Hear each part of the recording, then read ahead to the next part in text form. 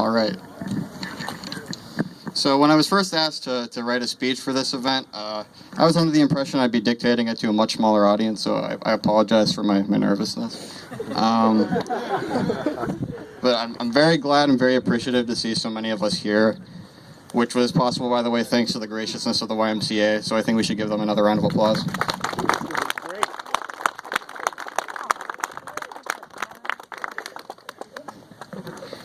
Gun violence has been a major issue in this country for a while now. In fact, if you want to get technical, it's been an issue for about 250 years.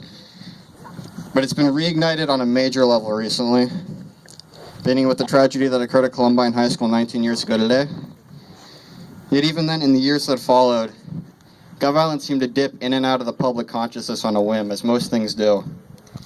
Even the deaths of 20 children at Sandy Hook Elementary in 2012 weren't enough to initiate a lasting conversation. Then the shooting in Parkland, Florida happened this past February. And suddenly things felt different, and thank God for that. Gun violence became something we talked about regularly at school, students and teachers alike.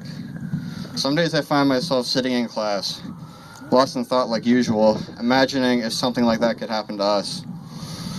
Truth be told, it's not as unlikely as we would hope. I think about how unsafe this makes me feel and how powerless. Then I start thinking about how it must feel for kids even younger than us, 6 or 7 years old. This notion of some boogeyman coming to hurt you and your friends, and there's nothing you can do to stop it. And it's ridiculous. It's ridiculous that in this country, kids should ever have to worry about being put in harm's way. So what's the solution? Armed guards in every school? Hey, why don't we just arm the teachers, because that'll work out really great. Show of hands, how many of you think Ted Gabrielson should be issued a firearm by the state?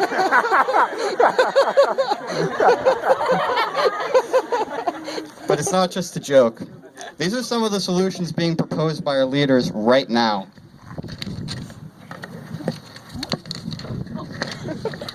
This is what happens in the kind of culture we've grown up in, a culture of violence. This culture comes from many different sources. From within the home, from our police forces, from a military that's excessive in both size and global influence. And guns are a big part of it. This country has a gun fetish, there's no question about it. And in this culture, people are so afraid or so unwilling to get to the actual roots of the issue. Not to mention the political aspects of it. I'm looking at you, NRA. That's not the point I want to make today. Unfortunately, for the reason I just stated, among others, it's more likely than not that we won't have a real substantial solution anytime soon, and that solving the problem of gun violence will fall to us and to our children. So what can we do in the meantime? On a societal level, that's a ridiculously difficult question to answer, especially for people our age.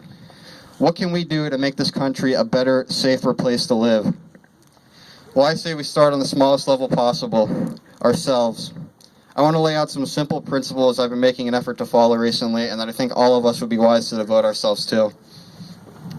Pursue what is good. Pursue what is meaningful. Pursue the course of action that will help the greatest number of people and harm the least. Do that in every situation possible in your life, and as cliched as it sounds, you will be amazed by what happens. Feel free to be angry. Believe me, I am too. I wouldn't be here otherwise. But don't succumb to bitterness and to resentment. That's not how you affect change. That's not how we're going to win. In the end, the good ideas win out over the bad. Place your heart in things that truly matter, and this country will be a little better for it. Thank you.